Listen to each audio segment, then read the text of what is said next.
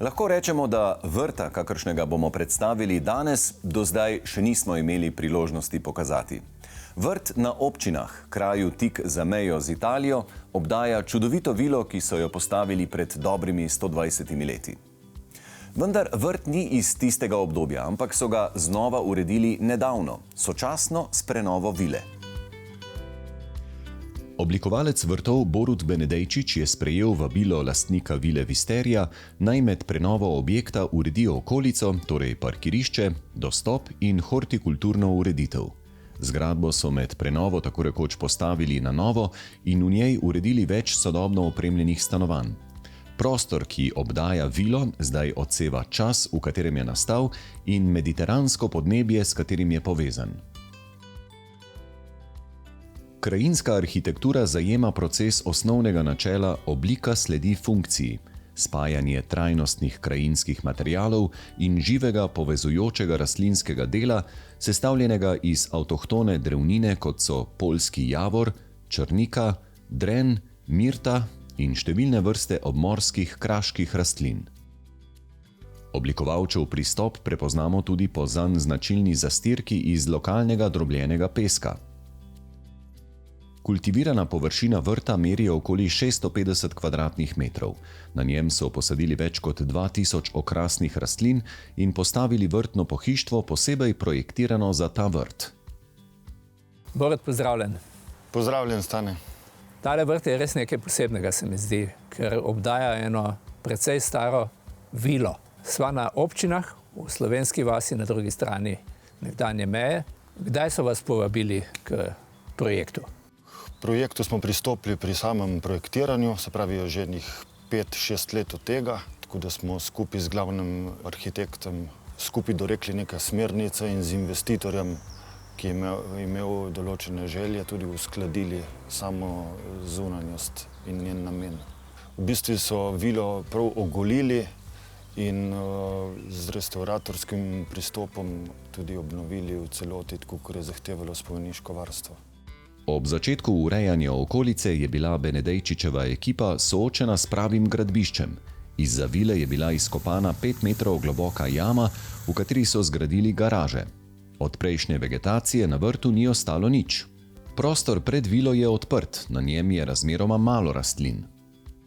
Se pravi, prvi del vrta, predvrt, je namenjen predvsem funkciji, služi kot vhod na bivalno območje, kot parkirišče, kot vhod v garažo in v sam objekt.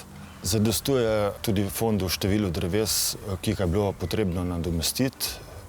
Nadomestili smo 13 dreves in leta smo umestili v parking kot funkcija izvedbe sence parkirišča. Potem preidemo v drugi del ob stavbi, to je tako imenovana vzhodna stranica, ima tudi tako dekorativno, funkcionalno enoto.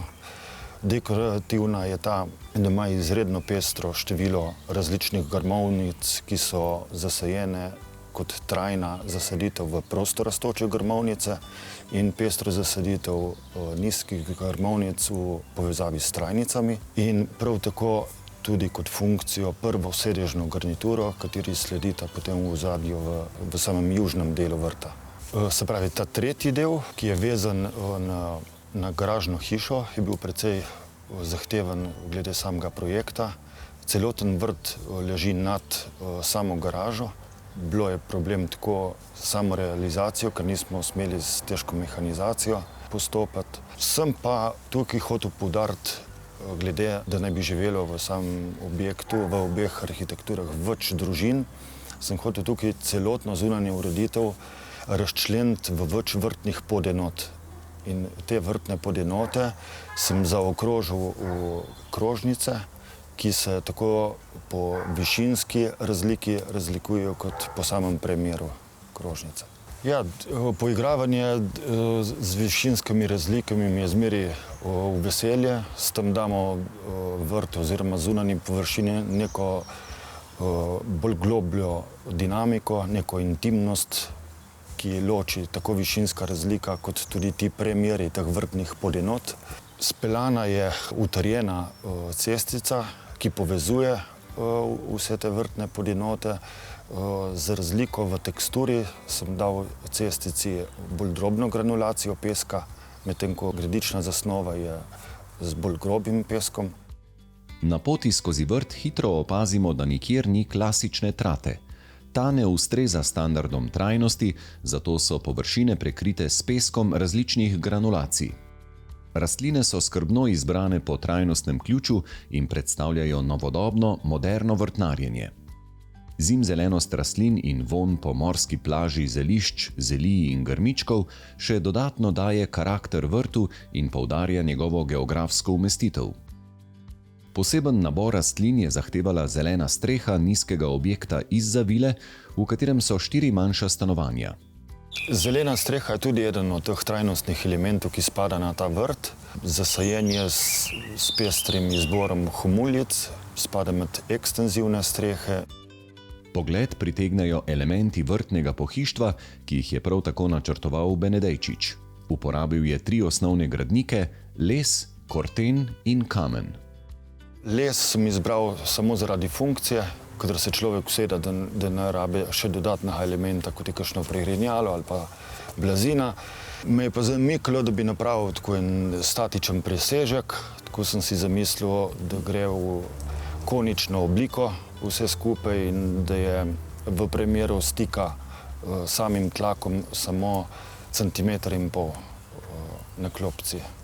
Tako pri mizi smo potem pa zaključili obliko oziroma sam dizajn z našim kraškim kamnom, ki tudi nekako povezuje potem rdečo nit samega vrta in same peščene zastirke, ki kot vidimo na celem vrtu nimamo niti 1 kvadratnega metra intenzivne trate.